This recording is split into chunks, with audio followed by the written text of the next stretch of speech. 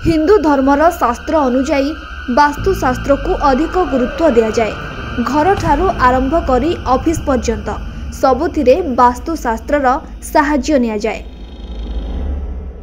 तेबे वास्तुशास्त्र अनुजाई एपरी अनेक जिनिस अछि जहाकू बेडरूम बा सोइबा घरे रखिबा उचित नुह। एहीपरि जिनिस रखिबा द्वारा जीवनर सुख शांति एवं आर्थिक समृद्धि सबु किछि उभान हो जाए। ताहले आसंतु जानिबा केउ केउ जिनिस बेडरूम रे रखिबा आदौ उचित नुहे।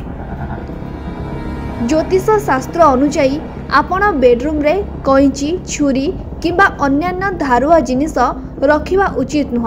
एही जिनिस गुड़िक नकारात्मक शक्ति को आकर्षित करिथाए एवं मतभेद सृष्टि करिथाए।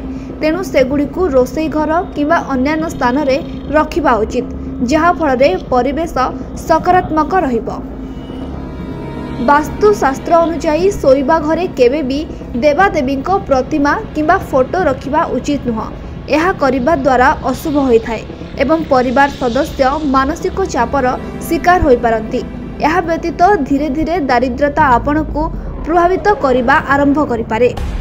वास्तुशास्त्र कहे जे मृत व्यक्ति फोटो बेडरूम रे रखिबा उचित नुह।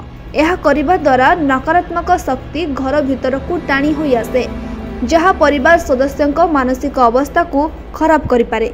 तेणु बेडरूम परिवर्ते सही फोटो को एक सम्मानजनक स्थान रे रखिबा उचित, जेपरिक बारंडा किंबा डाइनिंग हॉल। तेबे एही सब सूचना केवल ज्योतिष शास्त्र एवं वास्तुशास्त्र को आधार करी दिया जाइछि। एहाकू आम चैनल कोनोसी स्पष्टीकरण दे नाही। अधिक सूचना बा एहार व्यवहार पई आपण कोनोसी ज्योतिष किंबा वास्तुशास्त्रविद को सहायता नै परिबे।